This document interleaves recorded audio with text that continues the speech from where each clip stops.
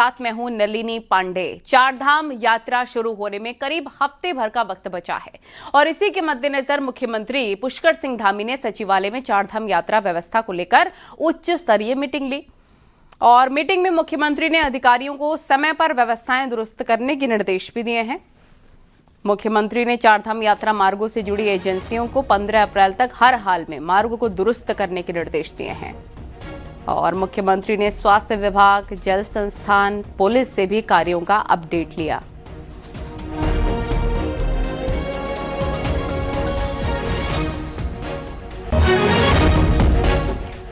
और इस बीच चारधाम यात्रा से जुड़ी बड़ी खबर मिल रही है। चारधाम भीड़ प्रबंधन को लेकर सरकार ने बड़ा फैसला ले लिया है और यात्रा शुरू होने के शुरुआती 15 दिनों तक चारधाम में वीआईपी दर्शन पर पूरी तरीके से रोक रहेगी। इस फैसले को लेकर सभी राज्यों के मुख्य सचिवों को लेटर भेजा गया है। सरकार का कहना है यात्रा के शुरुआती दिनों में श्रद्धालुओं की भारी भीड़ को देखते हुए यात्रियों की सुविधा और सुरक्षा को प्राथमिकता दी जाएगी। बता दें 19 अप्रैल से चारधाम यात्रा शुरू हो रही है।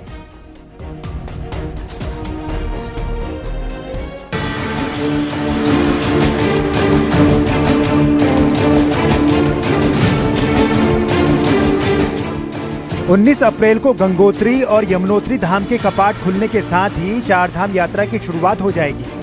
22 अप्रैल को केदारनाथ और 23 अप्रैल को बद्रीनाथ धाम के भी कपाट खुल जाएंगे। मुख्यमंत्री पुष्कर सिंह धामी ने यात्रा व्यवस्थाओं की समीक्षा मीटिंग ली। तय किया गया कि शुरुआत के 2 हफ्ते वीआईपी दर्शन बंद रहेंगे। इसके लिए सभी राज्यों से अपील की जा रही है।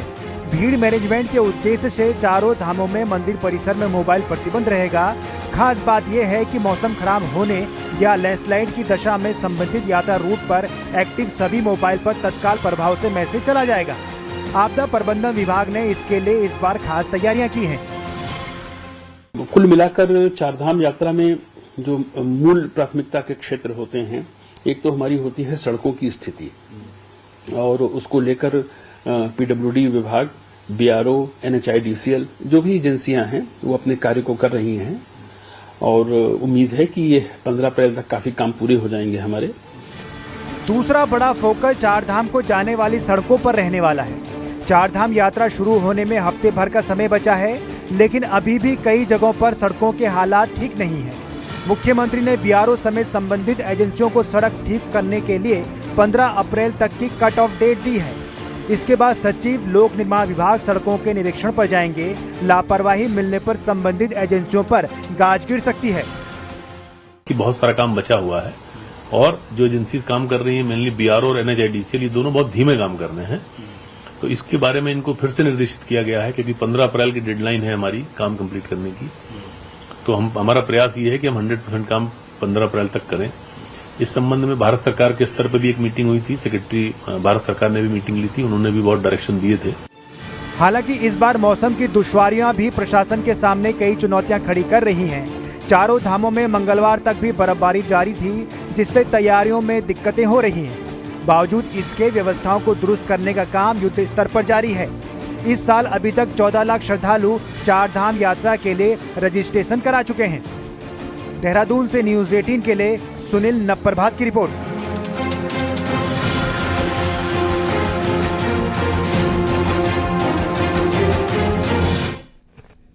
सीएम पुष्कर सिंह धामी खटीमा में आयोजित सैनिक सम्मान समारोह में शामिल हुए और ये कार्यक्रम मुख्यमंत्री के पिता स्वर्गीय शेर सिंह धामी की पुण्यतिथि के अवसर पर आयोजित किया गया था।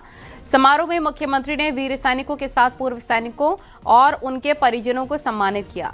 इसके साथ ही सीएम धामी ने खटीमा में सैनिकों के लिए 7 करोड़ 15 लाख की लागत से तैयार सीएसडी कैंटीन का भी उद्घाटन किया है। सीएम धामी ने सैनिकों की वीरता, त्याग और समर्पण की सराहना करते हुए कहा कि राष्ट्र सैनिकों की सेवाओं का हमेशा ऋणी रहेगा। कार्यक्रम में सैनिक कल्याण मंत्री गणेश जोशी भी मौजूद रहे।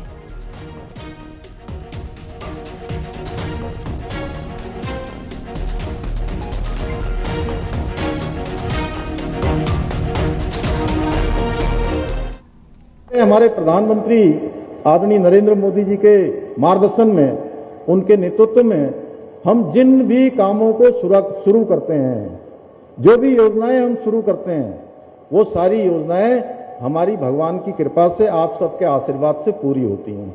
यानी कि जिनका शिलान्यास किया जाता है उनका लोकार्पण भी होता है।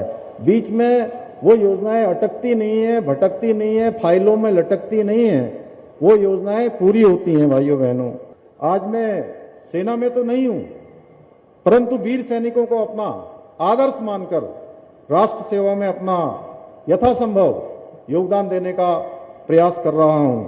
भाइयों बहनों, एक सैनिक पुत्र होने के नाते आज मैं जब देखता हूं देश के अंदर हमारे प्रधानमंत्री आदरणीय मोदी जी के नेतृत्व में जो रक्षा क्षेत्र में सकारात्मक बदलाव हो रहे हैं, उनको देखकर सच में मन बहुत गदगद होता है, हर्ष होता है, गर्व की अनुभूति होती है।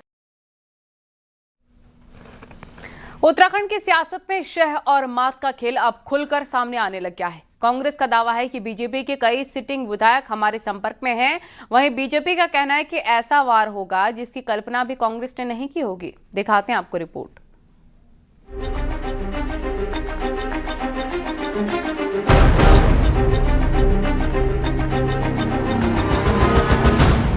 2027 की चुनावी जंग और बीजेपी कांग्रेस आमने सामने हैं।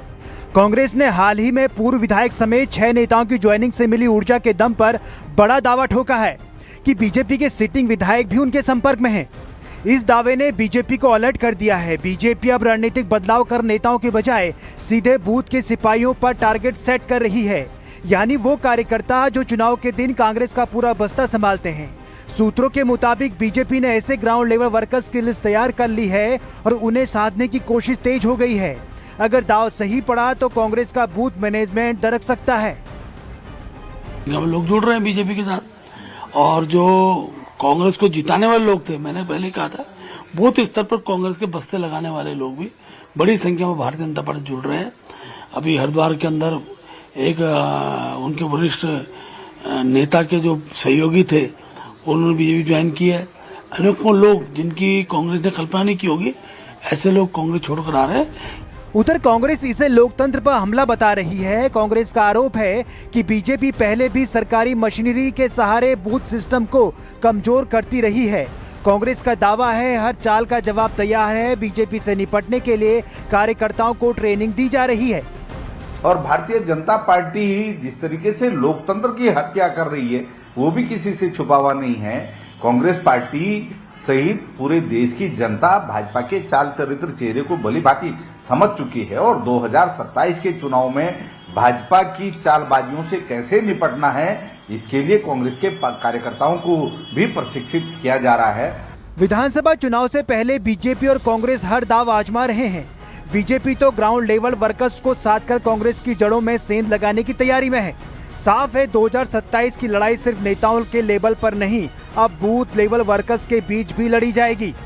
न्यूज़ 18 के लिए देहरादून से सुनील नवप्रभात की रिपोर्ट। गुरुवार को कांग्रेस प्रभारी कुमारी शैलजा उत्तराखंड का दूसरा दिन का दौरा उनका रहा है और इस दौरान उन्होंने हल्द्वानी में नैनीताल जिले के कार्यकर्ताओं का सम्मेलन में हिस्सा लिया। इसी दौरान कांग्रेस प्रभारी ने बातों बातों में नेताओं को संभल कर बोलने की नसीहत दी है। हम सबका काम है कि हम सच्ची निष्ठा से काम करें और कोई भी शब्द ऐसा ना बोले जिसका कोई और मीनिंग निकाल लिया जाए, क्योंकि जब बोलते हैं हम सबको पता होता है क्या बोलते हैं। कांग्रेस की प्रभारी और राष्ट्रीय महासचिव कुमारी शैलजा ने ये नसीहत उत्तराखंड कांग्रेस के उन बड़बोले नेताओं को दी जो आए दिन विवादित बयान देकर पार्टी को संकट में डालते रहते हैं, बयानों के जरिए आपस में लड़ते रहते हैं। अपने 5 दिन के दौरे के शुरुआती 2 दिन में ही शैलजा ने अपने दौरे के उद्देश्य को साफ कर दिया। शैलजा ने आने वाले दिनों में ब्लॉक कांग्रेस से लेकर प्रदेश कांग्रेस में कई बदलावों की तरफ संकेत किया है। बेसिकली आज के दिन यही है कि जमीन पर मजबूती लाने का वक्त आ गया है। चुनाव जब भी हो, जब आएगा, लेकिन हम पहले अपने संगठन को मजबूत करते हुए जो नियुक्तियां होनी है वो हम जल्दी कर देंगे। प्रभारी शैलजा के इस दौरे से पार्टी नेता भी जोश में हैं और वो भी प्रभारी की अनुशासन वाली बात से इत्तेफाक रखते हैं। इस समय लोगों के मन में परिवर्तन की एक चाह है। जनता चाहती है कि हम परिवर्तन करें। अब हमारे कांग्रेस के कार्यकर्ताओं को जनता में ये भरोसा दिलाना है कि कांग्रेस एकजुट है, कांग्रेस उनकी लड़ाई लड़ेगी। जाहिर है प्रभारी शैलजा का दौरा 2027 की शुरुआती तैयारियों का एक महत्वपूर्ण पड़ाव है। पार्टी की कोशिश इसके जरिए 9 साल से ढीले पड़े कांग्रेस कार्यकर्ताओं में नई जान फूंकने की है, ताकि 2027 में कार्यकर्ता पूरे जोश के साथ कांग्रेस के हाथ को थाम कर खड़े रहें। हल्द्वानी से न्यूज़ 18 के लिए शैलेंद्र नेगी की रिपोर्ट।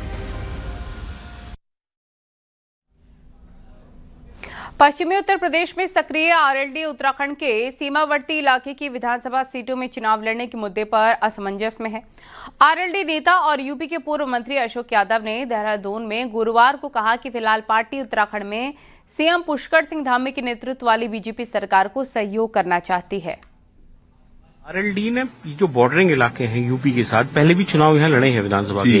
इस बार आपको क्या लगता है कि कितनी पार्टी कितनी सीट्स पे लड़ने जा रही है? नहीं, बिल्कुल अभी कोई ऐसा इरादा नहीं है। हम तो एक छोटे भाई हैं। हम बीजेपी बड़ा संगठन है। हम लोगों को जयंत जी ने ये कहा था कि भाई जो लोग मिनिस्टर्स रहे हैं, जिनको तजुर्बा है, पहले जाइए उनसे पूछिए हमारे लायक क्या मदद है। हम चुनाव की अभी बात नहीं करने आए हैं, बिल्कुल नहीं करने आए। हम ये करने आए हैं जो हमारा तजुर्बा है एज अ मिनिस्टर, और लोग बहुत अप्रिशिएट करते थे। हमने किसान अदालतें लगाई जो हिंदुस्तान में सबसे ज्यादा पॉपुलर हुई, तो हम साउथ में ले गए। मुझे वो तजुर्बा है, वो तजुर्बा यहाँ शेयर करेंगे हम लोग। मैं स्टूडेंट लीडर रहा हूँ, वो तजुर्बा शेयर करेंगे। अभी हम लोग मदद करने आए, बिल्कुल मदद करने आए। अभी हम यहाँ लड़ाने का कोई ख्याल नहीं, बिल्कुल। मतलब मदद करने आए हैं बीजेपी सरकार की जो है 100%, 100%। जो अगर हम इस लायक होंगे तो मदद करेंगे, उन्हें अच्छा लगेगा अगर हमसे कोई मदद लेना चाहेंगे। अभी तो मैं इसलिए आया हूँ। और किच्छा से उद्यान एवं खाद्य प्रसंस्करण विभाग में ज्येष्ठ उद्यान निरीक्षक बादल पांडे को विजिलेंस की टीम ने 12,000 रुपए की रिश्वत लेते रंगे हाथों पकड़ा है। और लकड़ी के ठेकेदार ने आम के 26 पेड़ काटने की अनुमति मांगी थी। इसके बदले में ज्येष्ठ उद्यान निरीक्षक बादल पांडे ने 12,000 की रिश्वत मांगी थी। इसकी सूचना ठेकेदार ने विजिलेंस टीम को कर दी थी। विजिलेंस की टीम ने ऑफिस पहुंचकर ज्येष्ठ उद्यान निरीक्षक बादल पांडे को गिरफ्तार कर लिया है।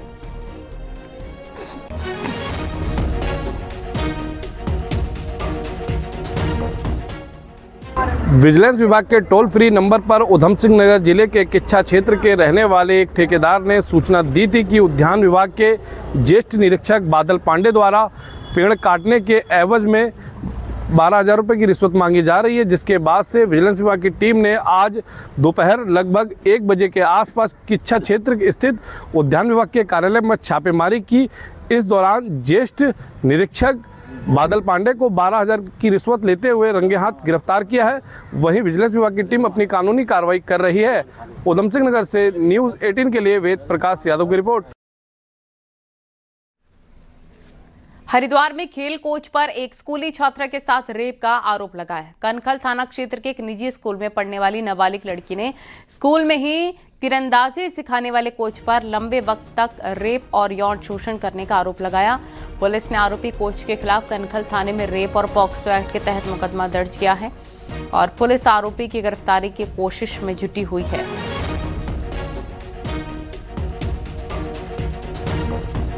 ये पॉक्सो एक्ट में केस रजिस्टर हुआ है जिसमें कि उसका जो प्रशिक्षक था स्पोर्ट्स का, उसके द्वारा बालिका के साथ गलत कृत्य किया गया है। और जो बालिका थी पहले वो डर की वजह से उसने अपने परिजनों को नहीं बताया, और बाद में जब उसके परिजनों को बताया गया उसके द्वारा, तो परिजनों द्वारा पुलिस को संपर्क किया गया। तत्काल इसमें मुकदमा लिख दिया गया है। अग्रिम कार्रवाई की जा रही है। उसके अरेस्टिंग के लिए उसकी जो एक्यूज्ड है उसकी लोकेशन दूसरे राज्य की आई है, तो ऑलरेडी हमारी पुलिस टीम उसके पीछे है। जल्दी उसकी अरेस्टिंग कर ली जाए। पहाड़ों पर बर्फबारी का दौर लगातार चल रहा है। एक बार फिर केदारनाथ धाम में बर्फबारी हुई है। वहीं बद्रीनाथ धाम समेत औली और टेहरी में भी बर्फ पड़ी है, जिसने पहाड़ों पर सर्दी लौटा दी है। दिखाते हैं आपको।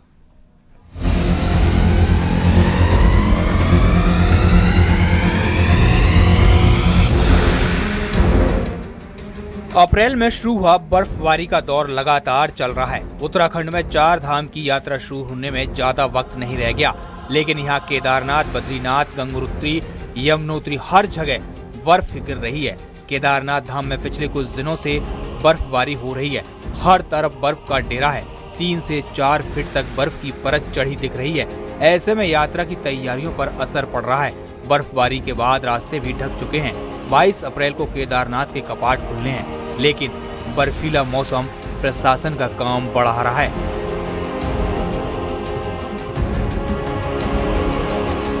बद्रीनाथ, हेमकुंड साहिब, फूलों की घाटी सहित विश्व प्रसिद्ध पर्यटन स्थल ओली में जमकर बर्फबारी हुई है। बद्रीनाथ धाम का भी सफेद श्रृंगार हो गया है। मौसम विभाग ने पहाड़ों में अगले कुछ घंटों तक ऊंचाई वाले इलाकों में बर्फबारी और निचले इलाकों में बारिश का अलर्ट जारी किया है।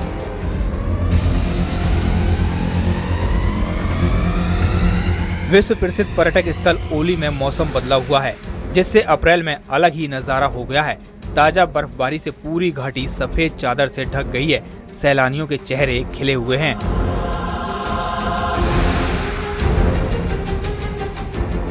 टिहरी के गंगी गांव में जमकर बर्फबारी हो रही है। यहाँ हर तरफ बर्फ की सफेद चादर बिछ गई है। बारिश और बर्फबारी से पूरे इलाके में फिर से कड़ाके की ठंड लौट आई है।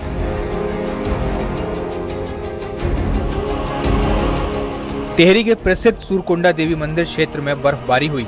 अप्रैल में बर्फ गिरना लोगों के लिए हैरान करने वाला है, क्योंकि ऐसा अमूमन देखा नहीं जाता। अचानक बदले मौसम से पारा भी डाउन हो गया है। Bureau report, news 18।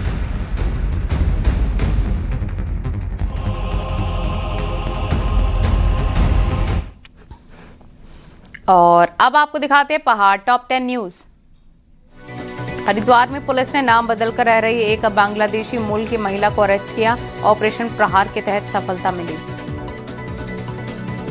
विकासनगर के शातिर अपराधी जावेद को पुलिस ने 6 महीने के लिए जिला बदर कर दिया। जावेद पर चोरी और आर्म्स एक्ट के तहत कई मामले दर्ज हैं। उधम सिंह नगर के सितारगंज में पुलिस ने अंतर्राज्यीय हथियार तस्करी गिरोह के 2 सदस्यों को गिरफ्तार किया। अवैध हथियार भी बरामद। ऑपरेशन प्रहार के तहत बड़ी कार्रवाई। हल्द्वानी में डीएम ने प्राइवेट पब्लिशर्स की किताबें लागू करने पर 45 स्कूलों को नोटिस जारी किया है। नोटिस के खिलाफ प्राइवेट स्कूलों ने मोर्चा खोल दिया है। चक्राता में डेरनार्ड स्कूल में तैनात टीचर को निलंबित कर दिया गया है। ग्रामीणों के आरोप है कि शिक्षक आए दिन स्कूल से गायब रहते हैं।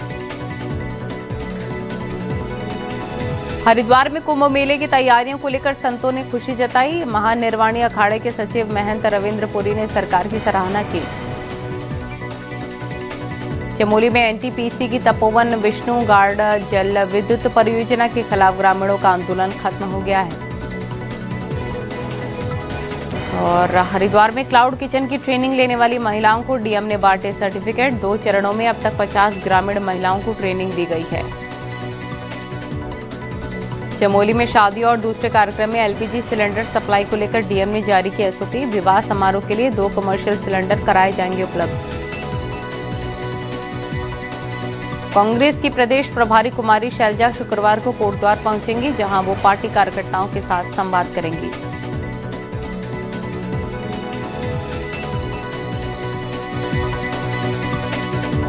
बीजेपी सांसद अनिल बलूनी ने जानकारी दी है कि 11 अप्रैल को उनके संसदीय क्षेत्र में दूसरा पासपोर्ट ऑफिस खुल रहा है। इससे लोगों को कई तरीके की सुविधाएं होंगी। साथ ही आने वाले वक्त में संसदीय क्षेत्र के कई और काम भी हो पाएंगे। बीजेपी सांसद अनिल बलूनी, उनसे हम बात करते हैं। सर, अगर हम बात करें आपके संसदीय क्षेत्र में दूसरा पासपोर्ट ऑफिस जो है वो खुल रहा है, सर क्या कुछ कार्यक्रम होगा? सर देखिए, अभी 11 तारीख को विदेश मंत्रालय ने तय किया है कि कोटद्वार में जो गढ़वाल लोकसभा का दूसरा पासपोर्ट ऑफिस है उसका उद्घाटन करना है। और बड़े हमारे लिए तो प्रसन्नता की बात है कि विदेश राज्य मंत्री श्री पवित्रा मार्गेटा जी वो उसका उद्घाटन करेंगे। और ये जो पासपोर्ट ऑफिस है ये कोटद्वार में तहसील में खोला जा रहा है और एक बहुत बड़े भूभाग को ये वहाँ से कैटर करेगा। इससे लगभग पौड़ी जिले के बहुत बड़े हिस्से से, उसमें कोटद्वार, यमकेश्वर, लैंसडॉन, थैलीसैन, पूरे बहुत बड़े क्षेत्र के लोग लाभान्वित होंगे। और इस पासपोर्ट ऑफिस के बनने से जो लोग थे जिनको कि देहरादून जाना पड़ता था, पासपोर्ट में कुछ करेक्शन भी है, कुछ भी चीज़ें उसको रिन्यू कराने के लिए, अब वो कोटद्वार में अपने नज़दीकी करा पाएंगे। तो इससे बहुत लाभ होने वाला है। और आने वाले समय में इस तरह से बहुत सारी चीज़ें जो हम लोग गढ़वाल लोकसभा की हम करने भी जा रहे हैं। लगातार कुछ और नई ट्रेन्स के का भी तैयारी है। बहुत जल्दी कुछ नई ट्रेन्स भी चालू होने वाली है। कैप्टन जगदीश गौतम के साथ विनीत कुमार, न्यूज़ 18 दिल्ली। उत्तराखंड में 10% स्पेशलिस्ट डॉक्टर्स प्रशासनिक कामों में लगे हैं। ऐसे में स्वास्थ्य मंत्री सुबोध उनियाल ने अब सीएमओ सीएमएस को भी प्रैक्टिस करने के निर्देश दिए हैं। इसके बाद कई जगह इसका असर भी दिखने लग गया है। देखिए।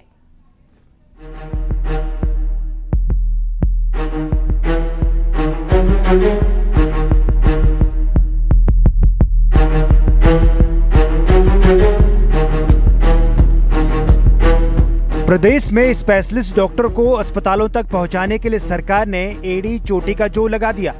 यू कोड वी पे जैसी स्कीम भी चला दी, लेकिन उसके बावजूद डॉक्टर्स अस्पताल नहीं चढ़ पाए। ऐसे में अब जिम्मा उन्हीं डॉक्टर्स पर दिया जा रहा है जो प्रशासनिक कामों में इन्वॉल्व हैं। खासकर जिला अस्पतालों में तो सीएमओ सीएमएस को भी कहा गया है कि हफ्ते में 2 दिन बैठना ही होगा, जबकि मेडिकल कॉलेज में प्रिंसिपल से लेकर सीएमएस तक भी ओपीडी लेते नजर आ रहे हैं। प्रशासनिक कामों में लगे डॉक्टर फैसले से खुश हैं। तो ये सर का डिसीजन बहुत अच्छा है कि जो अगर डॉक्टर हैं, चाहे भले एडमिनिस्ट्रेशन पोस्ट में भी हैं, तो तब भी वो जो है मरीज को देखें जरूर। और 2 दिन अगर सर ने बोला है तो बहुत ही अच्छा निर्णय है। और जैसे मैं आपको खुद वैसे बताना भी चाहूंगी कि मैं खुद प्राचार्य के पद पे हूँ, डीन और प्राचार्य के पद पे हूँ, लेकिन फिर भी मैं ओपीडी के दिन बैठती हूँ, मैं ऑपरेशन भी करती हूँ। मैन पावर जैसा कि आपको पता है कि 40 to 60% कमी है, उन हिसाब से हम काम कर रहे हैं। और जहाँ जहाँ पर काम हो रहा है, अच्छा काम हो रहा है, जहाँ भी स्पेशलिस्ट हैं अच्छे काम कर रहे हैं। हम इसीलिए हम और सुपर स्पेशलिटी की तरफ जा रहे हैं। वहीं स्वास्थ्य मंत्री का फैसले के पीछे तर्क है कि इससे स्पेशलिस्ट डॉक्टर के लिए भटकना नहीं पड़ेगा और डॉक्टर्स की भी प्रैक्टिस बनी रहेगी। ऑटोमेटिक सर्जन है, कोई कार्डियोलॉजिस्ट है, कोई रेडियोलॉजिस्ट है, तो वो अपने हुनर को मरने न दे। और वो भी जहाँ रेडियोलॉजिस्ट है वो जाकर के हफ्ते में 2 दिन कम से कम वो रेडियोलॉजिस्ट की तरह काम करे, और जो सर्जन है वो सर्जरी की तरह सर्जरी करके अपने सर्जन की तरह काम करे। तो ये हमको निर्देश देगा कि अपने हुनर को भी बचाओ, और क्योंकि स्पेशलिस्ट की कमी है तो कहीं ना कहीं अपनी उपस्थिति से अपने विशेषज्ञता का फायदा आम आदमी को मिले। वैसे प्रदेश में स्वास्थ्य विभाग में भी कई ऐसे नामी डॉक्टर्स हैं जिनसे मरीज इलाज करवाना चाहते हैं, लेकिन वो कागजी कामों में इतने व्यस्त हैं कि मरीज को समय नहीं दे पा रहे। न्यूज़ 18 के लिए देहरादून से भारती सकलानी उनियाल की रिपोर्ट। चारधाम यात्रा से पहले हरिद्वार में खाद्य सुरक्षा विभाग सक्रिय दिख रहा है। हरिद्वार में रोडवेज और रेलवे स्टेशन के आसपास तमाम खाद्य सामग्री बेचने वाली दुकानों पर विभाग की टीम ने जांच की है और अधिकारियों की टीम ने विशेष तौर पर पानी की बोतलें और अन्य ड्रिंक्स के 33 सैंपलों की जांच ली है। इनमें पानी के 3 सैंपल जांच के लिए रुद्रपुर के फूड टेस्टिंग लैब भेजे गए हैं।